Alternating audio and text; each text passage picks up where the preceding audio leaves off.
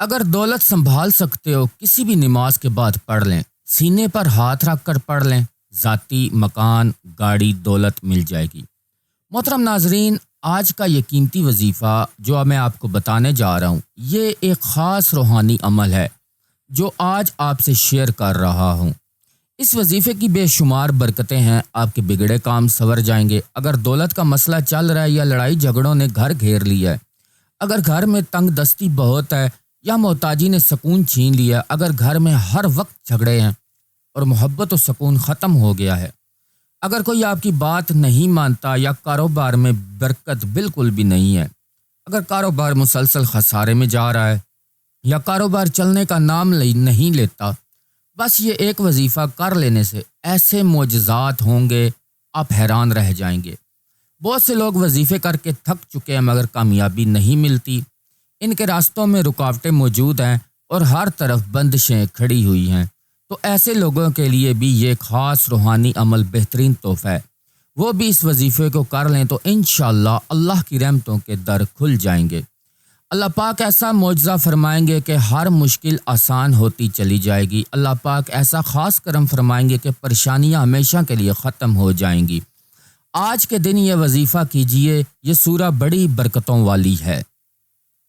اس سورہ کو پڑھنے والا انسان کبھی کسی حاجت سے محروم نہیں رہتا، اس مبارک آیت کو پڑھنے والے کو مانگنا بھی نہیں پڑتا۔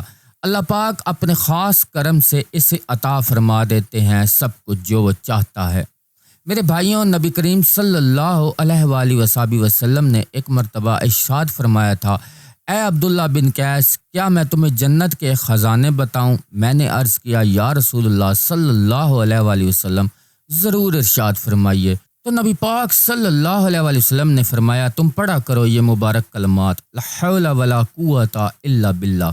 یہ جنت کے خزانوں میں سے ایک خزانہ ہے، نہ گناہوں سے بچنے کی طاقت ہے، نہ نیکی کی ہمت بغیر اللہ کے، مگر اللہ کی توفیق شامل ہو جائے تو ہر مشکل آسان ہوتی چلی جائے گی۔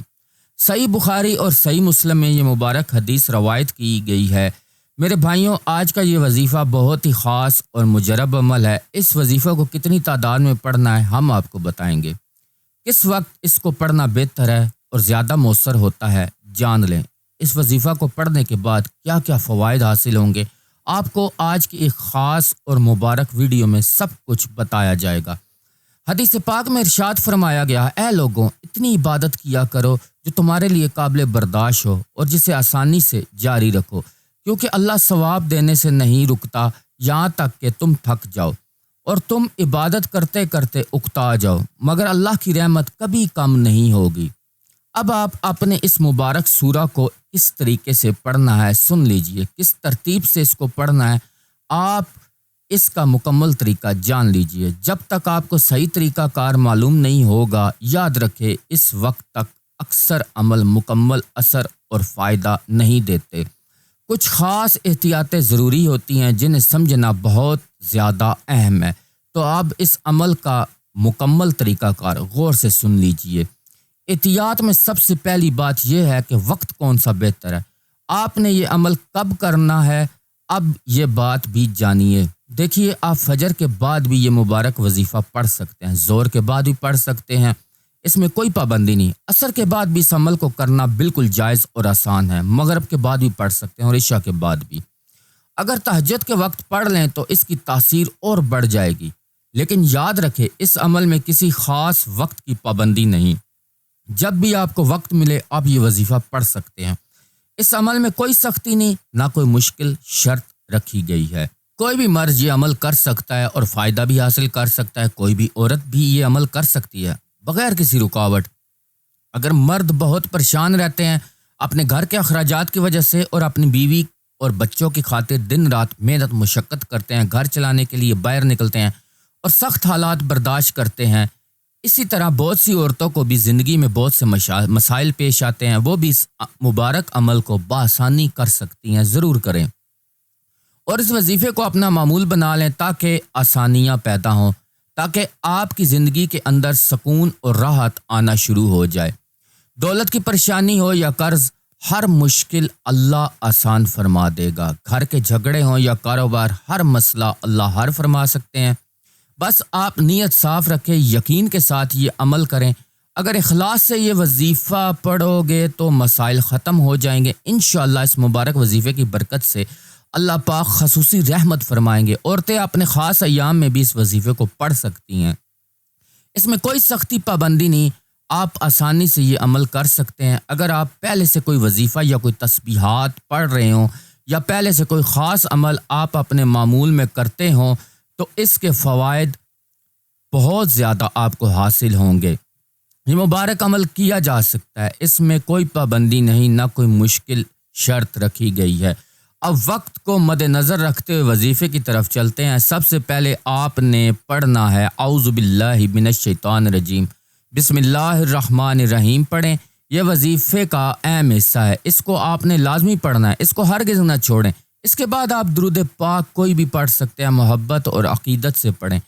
ایک بار میرے ساتھ بھی درود پاک ضرور پڑھ لیجئے۔ اللہم صلی علی محمد وعلی آل محمد کما صلیت علی ابراہیم وعلی آل ابراہیم انک حمید مجید۔ اللہم بارک علی محمد وعلی آل محمد کما بارکت علی ابراہیم وعلی آل ابراہیم انک حمید مجید۔ یہ مبارک درود پاک آپ نے 7 مرتبہ محبت سے پڑھنا ہے۔ نبی پاک صلی اللہ علیہ وسلم کی ذات اقدس پر درود بھیجیں۔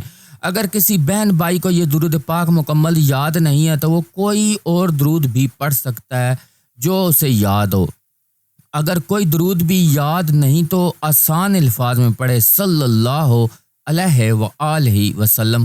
اس کے بعد آپ نے پڑھنی ہے قرآن پاک کی ایک سورہ جسے ہم سورۃ الکوثر کے نام سے جانتے ہیں اور پہچانتے ہیں۔ سب اس مبارک سورہ کو آپ نے کس وقت اور کیسے پڑھنا ہے، کتنی مرتبہ اس کو پڑھنا ہے، یہ سب طریقہ بھی بتاؤں گا انشاءاللہ۔ جب بھی آپ یہ وظیفہ کریں گے تو برکتیں خود محسوس ہوں گی، یہ سب پریشانیاں آپ کے اوپر سے اللہ کے حکم سے دور ہو جائیں گی۔ اللہ پاک اسی مبارک سورہ میں ہمیں یہ خوشخبری بھی دیتے ہیں کہ ہم ہرگز غمگین اور اداس ہو کر مایوسی کا شکار نہ ہوں، کیونکہ ہر مشکل اور مصیبت کے بعد آسانی ضرور آتی ہے۔ لہٰذا جو شخص اللہ جل شانہ کے دین پر سچا ایمان رکھتا ہے اور اللہ تعالیٰ کے وعدوں پر کامل یقین اور بھروسہ رکھتا ہے اور اللہ تعالیٰ کے پاک کلام پر مکمل یقین رکھتا اور مانتا ہے اور رسول خدا صلی اللہ علیہ وسلم کی ہر بات پر ایمان رکھتا ہو تو وہ مصیبت کے بعد آسانی اپنی زندگی میں ضرور دیکھے گا اور اس کی زندگی کے اندر تنگی کے بعد خوشحالی بھی آئے گی۔ آپ نے اس مبارک سورہ کو صرف 21 مرتبہ پڑھنا ہے، سینے پر ہاتھ رکھ کر آپ نے اس کو محبت سے پڑھنا ہے۔ اس سورت کو اچھی طرح پڑھیے، جلدی اور لاپرواہی ہرگز نہ کیجیے۔ جب آپ اس سورت کو پڑھیں گے تو اپنا مقصد ذہن میں رکھیں، جو مشکلات آپ کی زندگی میں رکاوٹ بنی ہوئی انہیں سوچیں، جو حاجتیں اور پریشانیاں آپ کی ہیں ان سب کو دل میں رکھیں۔ آپ یقیناً اسی نیت سے یہ وظیفہ اور عمل کریں گے، ضرور اللہ پاک آپ کے تمام مسائل اور پریشانیاں دور فرما دیں گے۔ اب آپ نے وہیں بیٹھے بیٹھے جگہ چھوڑے بغیر یہ تسبیح پڑھنی ہے، لا حول ولا قوت الا باللہ العلی العظیم۔ صرف اتنا ہی آپ نے پڑھنا ہے، مگر یقین کامل کے ساتھ۔ میں پورے یقین کامل سے کہتا ہوں یہ عظیم تسبیح بہت خاص ہے۔ اس مبارک تسبیح کو تقریباً ہر مسلمان جانتا اور پڑھتا بھی ہے۔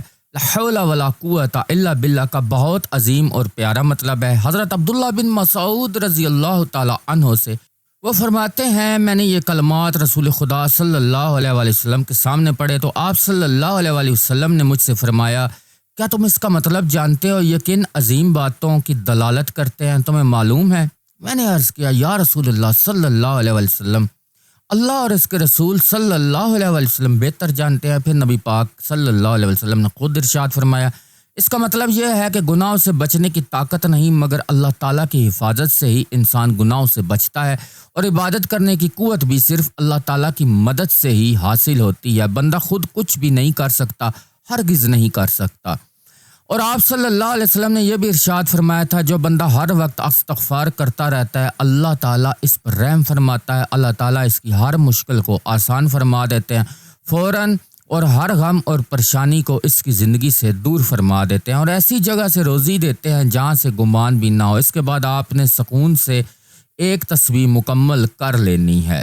اس کے بعد آپ نے کہنا ہے، اے اللہ جل شانہ، آپ کو اپنی شان کریمی کا واسطہ ہم گنہگاروں پر دروازے بند نہ کیجیے، ہم سیاکار ہیں، تیرے ہی بندے ہیں، تیرے سوا کوئی ہمارا کوئی سہارا نہیں، یا ذوالجلال والاکرام، ہم تجھ سے اپنے گناہوں کی معافی چاہتے ہیں، جو تنہائی میں کیے یا محفل میں، نادانی میں کیے یا انجانے میں کیے۔ اللہ جل شانہ اپنے شان کریمی کے صدقے، قبول کعبہ کی عظمت کے صدقے معاف فرما۔ آپ سب سے گزارش ہے کہ اللہ کے ناموں میں سے ایک نام ضرور یاد کیجئے۔ اللہ ہم سب کا حامی و ناصر ہو۔ اللہ حافظ، ہمیشہ خوش رہیں، آمین ثم آمین۔